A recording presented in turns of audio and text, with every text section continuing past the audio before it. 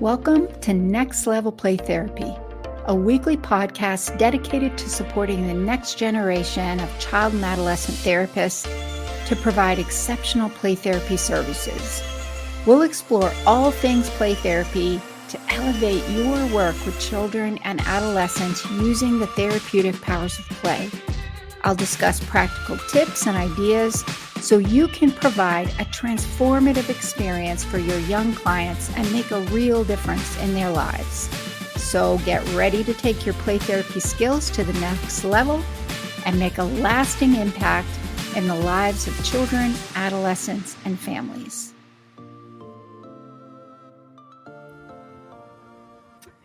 Hey there, welcome to this week's episode of Next Level Play Therapy. I was trying to go live on Instagram. It is not working out very well. Let me keep trying. For those of you watching on LinkedIn and YouTube, welcome to this week's episode. It is International Play Therapy Week. And as play therapists, I thought it would be fun to have some actual play therapists with us today. And so I gathered together some of our, I'm still trying to figure out, I don't know, Brill, if you can fit. Brill is my virtual assistant on the back end. So I cannot, it's not going live. It's not going live on Instagram this week. But anyways, I thought it would be fun to have some actual play therapists in the field talking about play therapy and why being a play therapist makes a difference.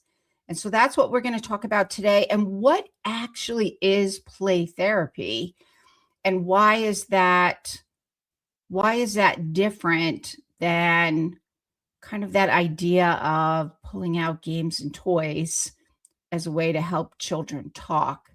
And so in this episode, I want to talk first a little bit about what exactly is play therapy, and then we'll have a conversation with play therapists about why become a play therapy, what kind of drew you to this field.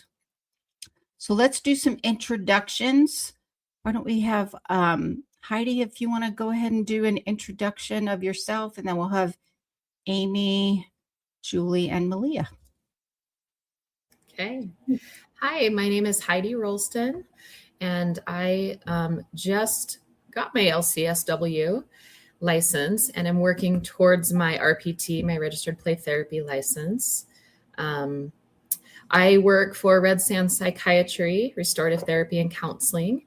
And my main clientele are kids and teens. So that's me. All righty. How do you want to go next? Oh, I think you got Heidi, but I'll go next. Oh, I meant Amy. I'm still both multitasking. I'm still trying to get Instagram back. I might as well just give up. Get up. Amy Robinson. I'm an LCSW. I'm also certified in EMDR, and I'm working towards my RPT. I work at Red Sand Psychiatry with Heidi, and I see about half kids and half adults. I really specialize in combining play therapy and EMDR together. Awesome. Thank you. I am Julie Blake. I'm a licensed marriage and family therapist and registered play therapist. I work at Ascend Counseling Kids and Teens with my colleague Malia. I specialize in working with kids and adults in play therapy and trauma. Alrighty. Good morning. I'm Malia McDermott. I'm a LMFT and working towards my RPT. I spent some time after getting licensed to set up a clinic. So that was fun and took a lot of time and energy, but now I'm pouring that into becoming more legit and getting my registered play therapist trademark. And I do work at Ascend Counseling Kids and Teens. It's my baby. And I get to lead the team, but really just be inspired by all the wonderful people that come through our doors. And I like connecting with the community. So I know Heidi and Amy as well. And I get to be in Cathy's group twice a month, which is awesome. Thanks for having us. Yes, welcome. So this week I wanted to talk about like we talk about play therapy all the time. And I think nowadays play therapy has really become kind of the go-to modality. And people think about when you work with kids, they're going to do some type of play therapy.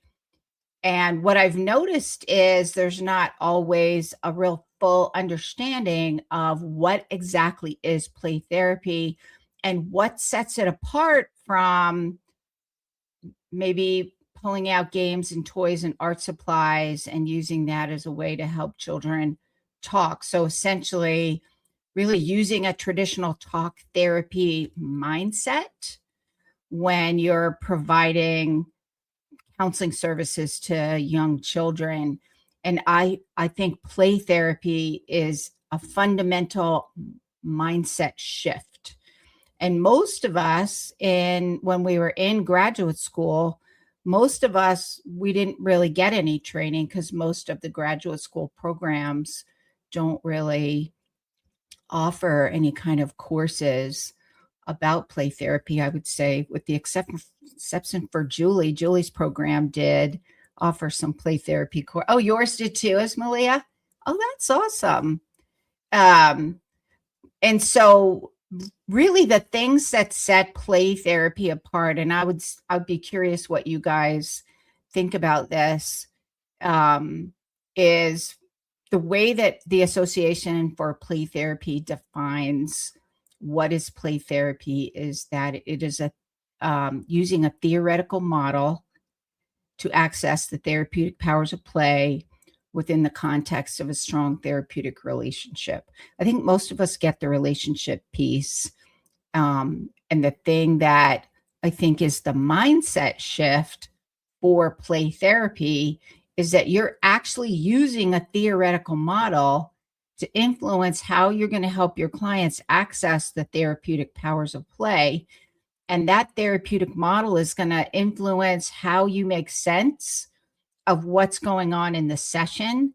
It's also going to influence how you show up. So what you say, how you say it, and what you do, and what happens at each stage of the play therapy process is also going to be influenced by your play therapy specific model. Like a lot of people, like Amy talked about a little bit of an integrative model, meaning I know Amy does child-centered play therapy and also integrates in EMDR. So even when we say we're using an integrative approach, it's still theory-based.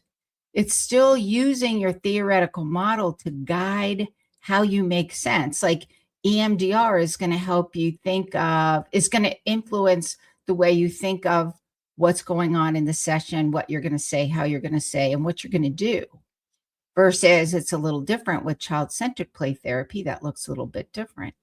So I'm curious for you guys, how you would define play therapy when people ask you about being a play therapist or what play therapy is. What do you think sets play therapy apart? So we'll start with Julie because she's the OG here. And then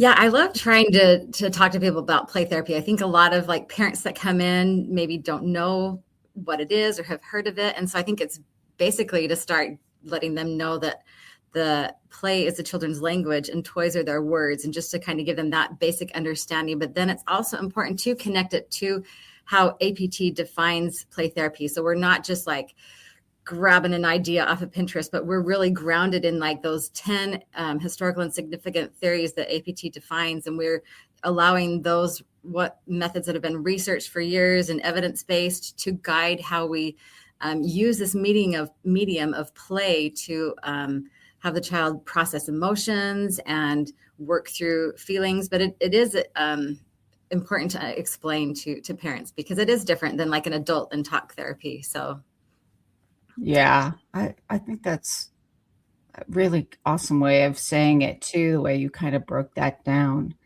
It's just the developmental stage that the kids are at. It's really addressing where they are at developmentally. So yeah, and I think that's an important point as well, that developmental piece. Malia, I don't know if you had anything to add and to I that. think Julie nailed it by saying that the play is their language and the toys are their words, right? Like if you were to kind of put that into an adult model, that therapist sitting across from an adult is using a model or integrating, but using an evidence-based model that they learned and are passionate about, most likely, and have done a lot of trainings in, right? Like we are constantly getting those, and they are using that to inform how they're conducting therapy. It's probably 90% the relationship between the therapist and the client, and building that safe space and that sense of trust, and then applying the model and using that to inform the therapy and making sense of it and interpreting it. And then with kids, we're still doing that, right? Our model is a play therapy model, and we are still applying that and interpreting what's happening in the playroom. You can really see it when we are looking for themes. For example, if we're pulling a theme out, what was this an aggressive theme? Were they showing, were they expressing that in some way? Or who are the characters? And we're careful not to overinterpret, but we are looking to extrapolate some of those main themes to understand their play. But sometimes I just tell people I'm a professional Uno player. I love that. I was playing Uno, I think it was or earlier this week. Yeah. Yeah. That's funny. Yeah. And I think that kind of highlights also play therapy is the mindset shift, in that we're looking at what's happening in the session to make sense of, like you talked about, the play themes. That's the way they communicate. And then we kind of use our training and supervision to help us figure out what it is they're communicating, because you can get a lot through just what's going on in the playroom. How about you, Amy? Oh, so when I'm talking to parents, I think, to me, play is the language of kids, right? But kids innately know how to heal themselves. And most often adults get in the way, right? And play is the way that kids do it. And we just kind of amplify that, right? By narrating, by reflecting. There's like this gentle guidance, but they kind of already know. They'll trauma play, and then they will move to Play-Doh and regulate.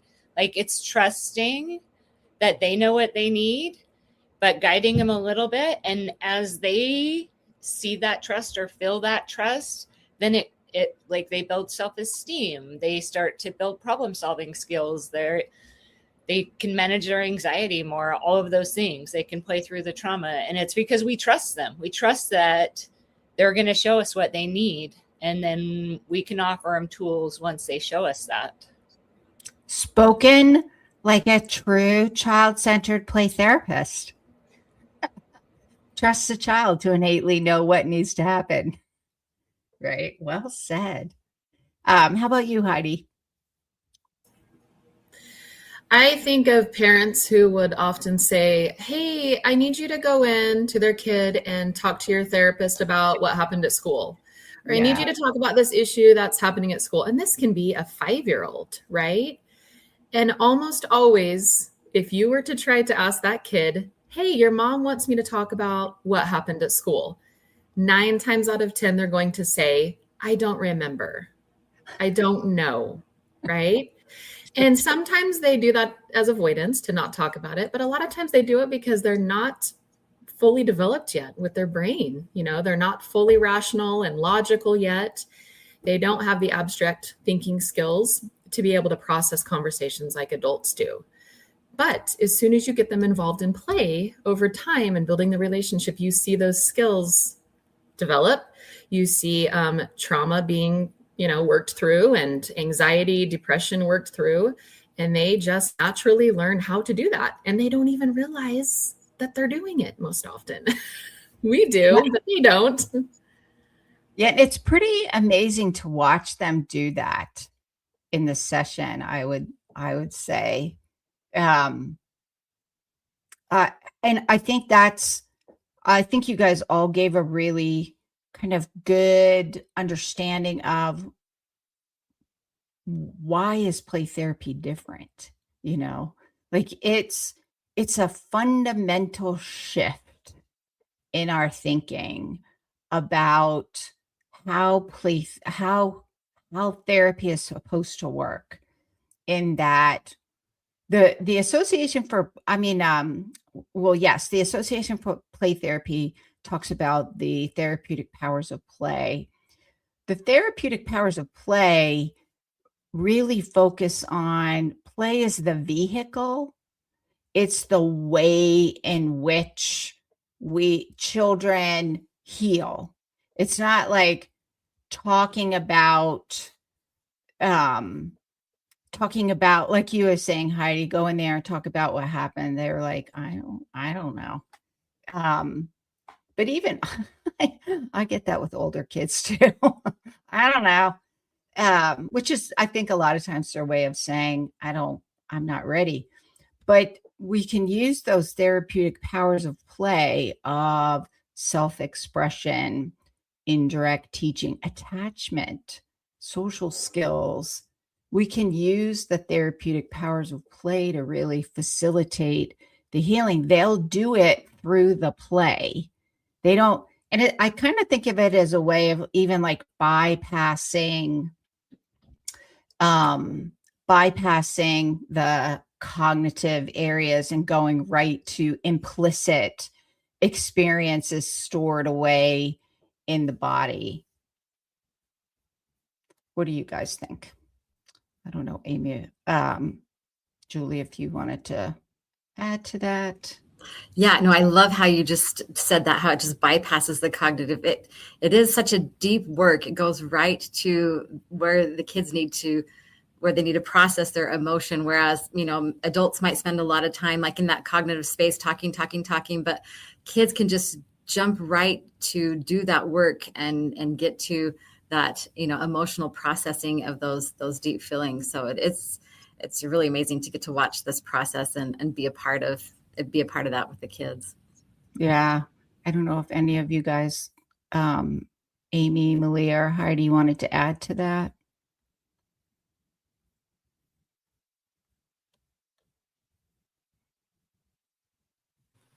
I think that like a good example would be, let's say a kid is trying to deal with the death of their family pet.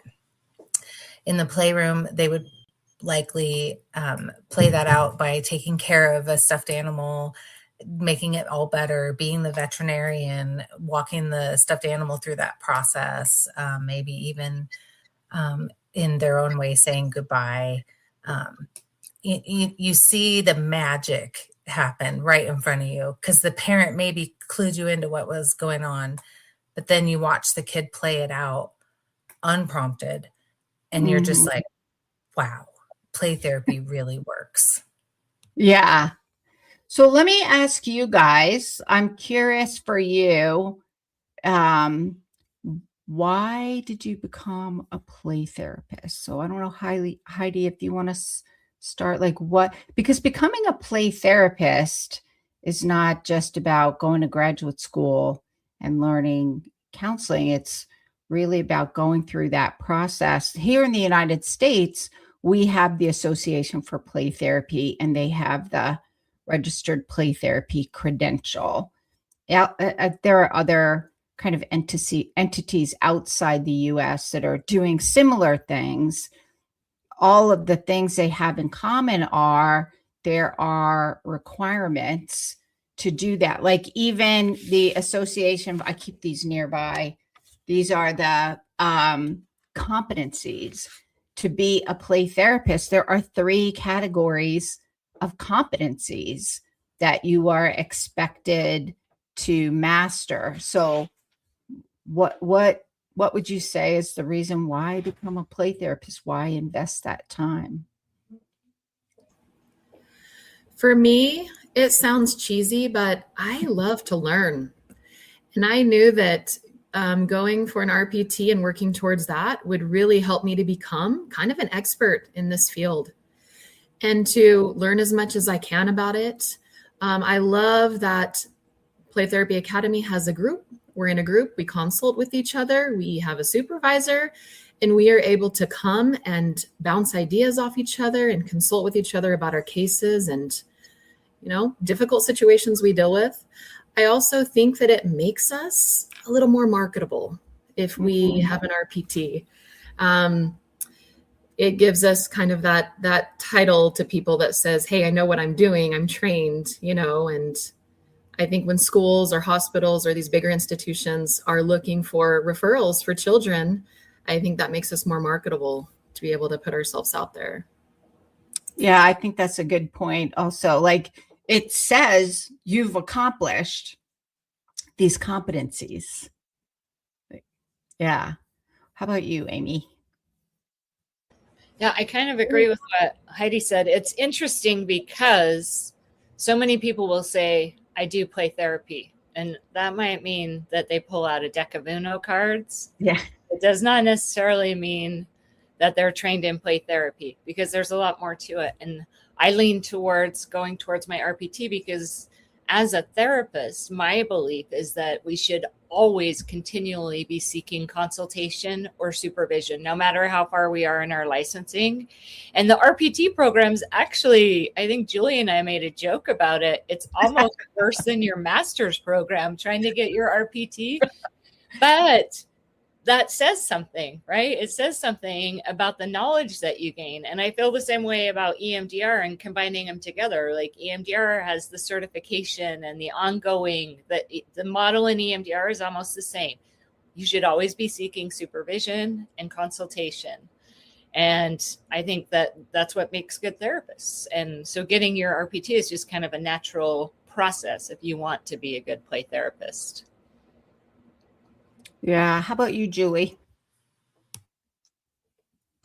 Yeah, I agree, with Heidi and Amy too. I also feel like I'm a lifelong learner. And so I feel like that it's important for me to learn from others who have researched and done this for years. And so, when I knew I wanted to be a play therapist, I wanted to make sure that I, had really good training. And so the Association for Play Therapy has provided us this opportunity where we can get, their credential process is really hard. Like Amy said, I do feel like I spent as much time on it or more than my MFT degree.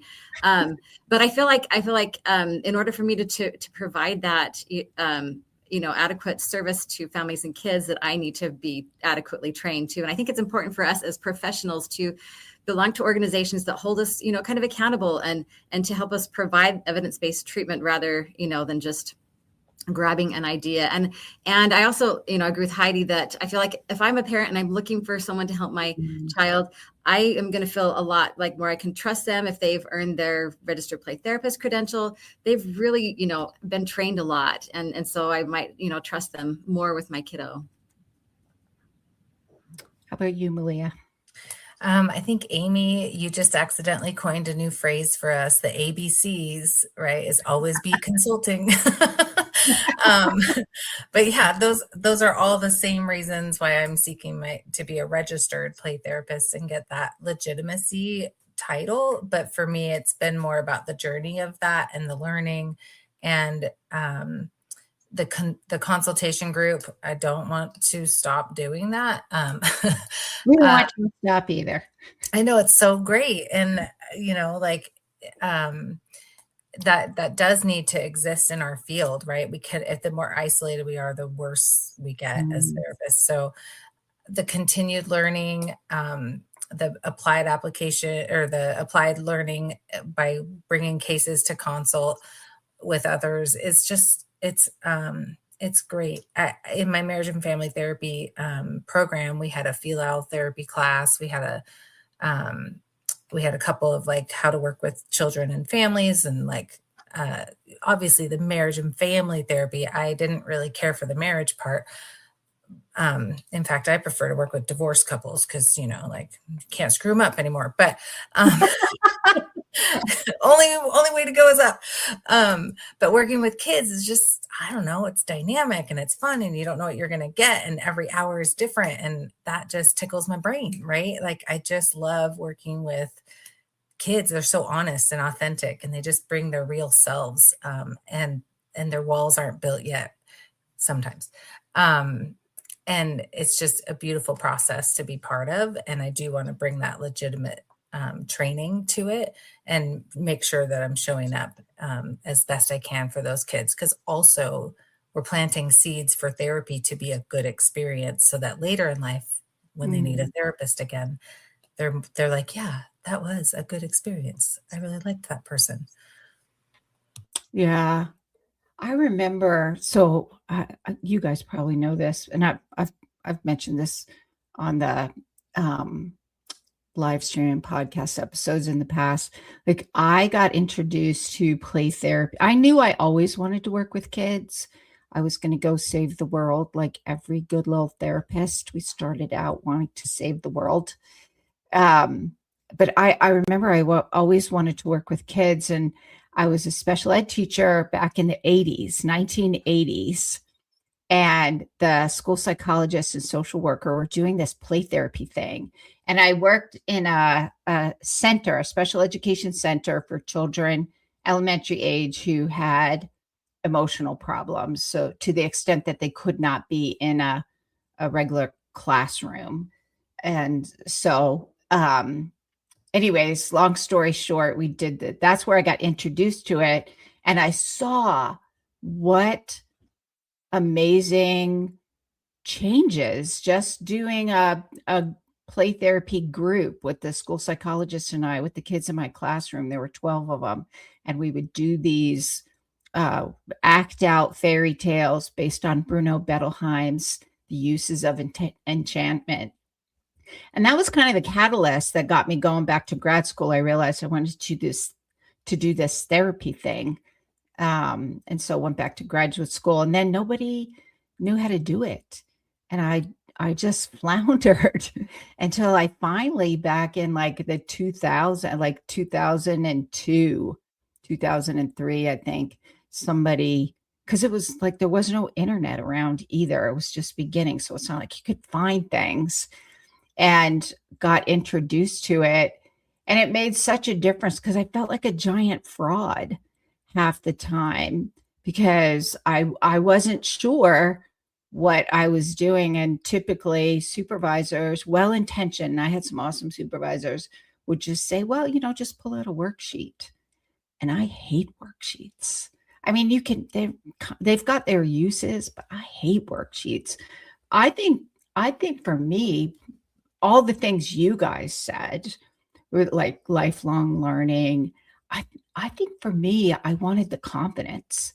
I wanted the confidence to know that what I was doing wasn't going to do any harm. And I just kind of intuitively knew that doing the worksheets wasn't going to cut it for me, because I just kind of, and I had seen it too. I had experienced it with the school psychologist. And so starting that process and having a play therapy supervisor and doing the courses, for me, gave me confidence that, like, the training gave me the knowledge, but the supervision piece with the consultation gave me the confidence. Because I remember going every week to my supervisor with the video, like, what am I doing now? What am I doing now? Like, help. Because I felt like such a fraud in the beginning. Yeah, it was awful. Which for me, like, we're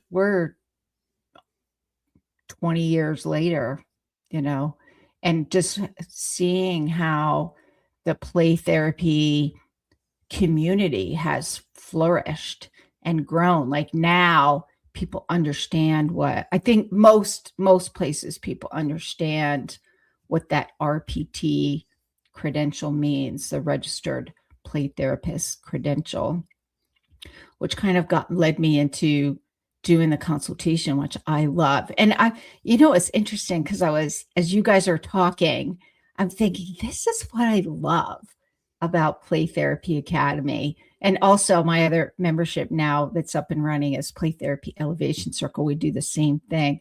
I'm listening to you guys because I throw out a question and I'm thinking about it a certain way. And then you guys all share your insights.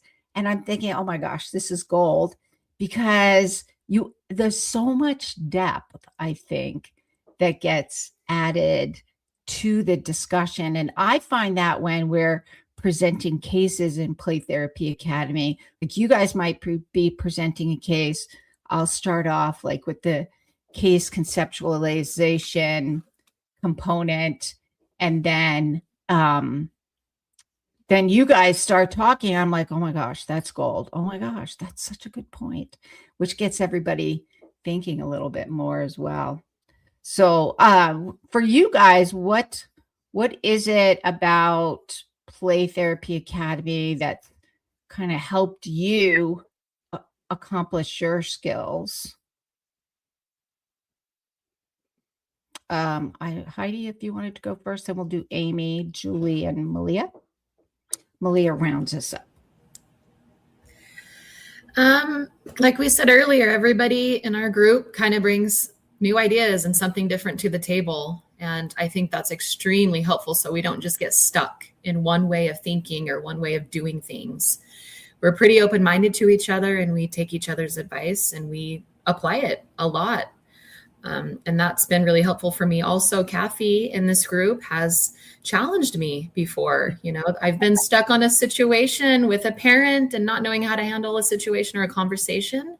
And she will challenge me and she will say, hey, let's role play this, and to actually role play that with someone who knows what they're doing is extremely helpful.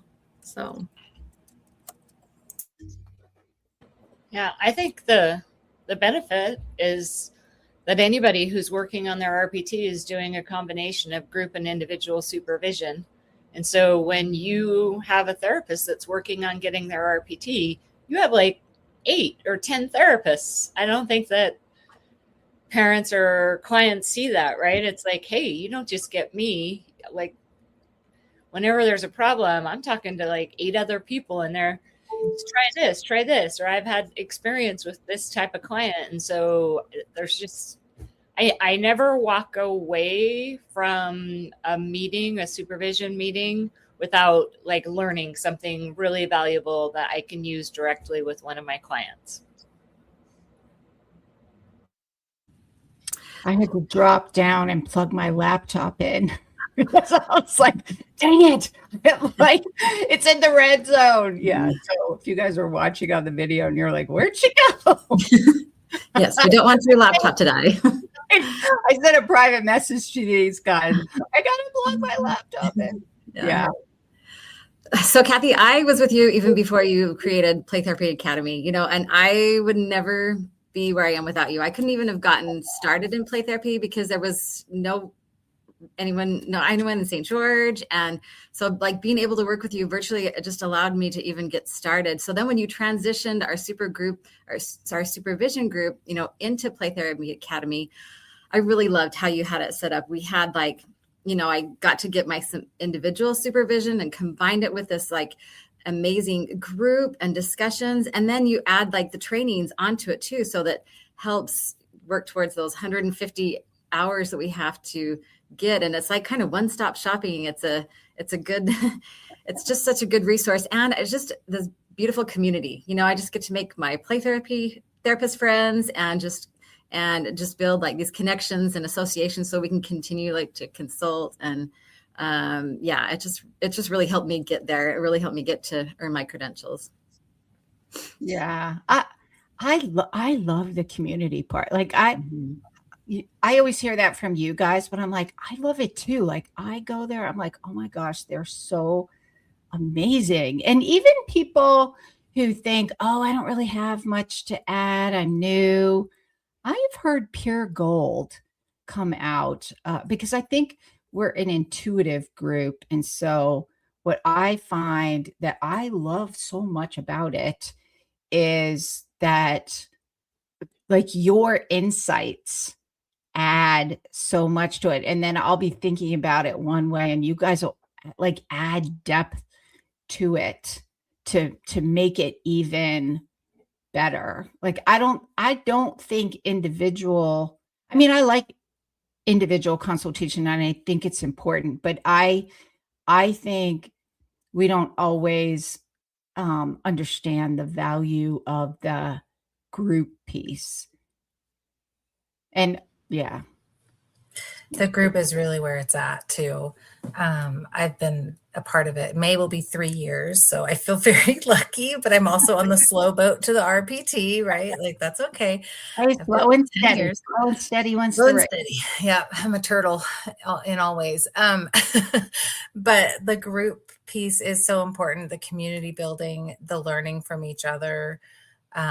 It might not be my turn to present, but I'm always, like Amy said, coming away with something, right? That I'm like, oh, I can use that, or being inspired. And it's the fastest hour and a half of the week. And that group really did got me through some really hard times in my personal life and helped me feel grounded as a professional, and how to show up through grief and things that we deal with as adults, right? That are hard. And knowing that even though that stuff was going on, I still wanted to show up to group. And that said a lot to me that I was like, oh, I'm not dreading this. I'm actually looking forward to it. For many reasons, right? Like not just the amazing people, and the people have come and gone and our group has changed the dynamics of it, but the heart of it is still the same. So I love that your company is called Renewing Hearts, because you really do bring your heart to this field and to us as co-professionals, right? Like you really lift up your peers. What is that saying? A rising tide lifts all boats. And Cathi, you've been the rising tide for us. And I just appreciate that so much. That is nice. Yeah. Well, Malia, why don't you tell us a little bit, like if people are interested in connecting with you or finding out more about what you're doing? I'm, not as tech savvy as you are, maybe, or I don't have a virtual assistant. You're so funny. That's why I have amazing virtual assistants. I have my own Instagram, but it's just for my dogs. But our website is ascendcw.com. So that's an easy way to find the profile. There's always Psychology Today. I am a big Seattle Seahawks fan. So if you see that this week, we're in the Super Bowl. So maybe I wouldn't get back to you this week, but I don't know. I'm pretty easy to find on the internet, I guess. But our website, the ascendcw.com, has all of our clinics listed, and kids and teens is obviously one of them. But I don't have my own LinkedIn. I have an Instagram for my dogs, and I'm pretty boring. So website and Psychology Today it is. Yeah, sorry. I don't know. I wouldn't have social media if I didn't have to do it for Renewing Hearts training. I feel like it's a lot of work. Yeah. How about you, Julie? Yeah, you can find me on Psychology Today at ascendcw.com and on Facebook. Awesome. And then Heidi, and then Amy. I am also on Psychology Today, or you can find me at contact@redsandspsychiatry.com, or you can just Google my name and you can find me that way. Yeah, same. Psychology Today, Red Sand Psychiatry. Either of those, we're there. Awesome. Yeah. So, and for those of you who might be interested in Play Therapy Academy, I do have some openings right now. So you can pop over to my website at rhplaytherapytraining.com. That's Renewing Hearts Play Therapy Training. Pop over to the supervision page. You'll see Play Therapy Academy. My other membership is Play Therapy Elevation Circle. That one does not get you the RPT credentials, but it does get you the support. It's just not as intensive as Play Therapy Academy, but we do the consultation and the support in there. That one, enrollment for that one's closed right now. If you're interested in Play Therapy Academy, go ahead and schedule the 30-minute video call with me, and then we can make sure it's a good fit, because maybe Elevation Circle is a better fit.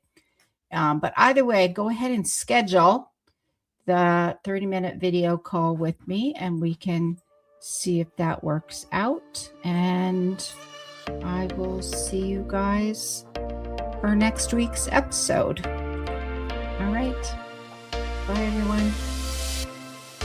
Thank you for joining me on this episode of Next Level Play Therapy.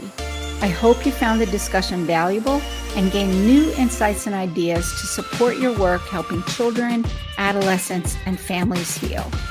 If you enjoyed this episode, be sure to subscribe to the podcast and leave a review. Your feedback helps to improve and reach more people who can benefit from this information. Remember, play therapy is a powerful tool for healing and growth. Whether you're a new play therapist or experienced, I encourage you to continue your learning journey to unlock the potential of play in your own work and relationships. If you have any questions or topic suggestions for future episodes, I'd love to hear from you. Connect with me on social media and visit my website at Renewing Hearts Play Therapy Training to stay updated on upcoming episodes, trainings, and resources. Thank you once again for listening to Next Level Play Therapy. Until next time, keep playing, learning, and growing.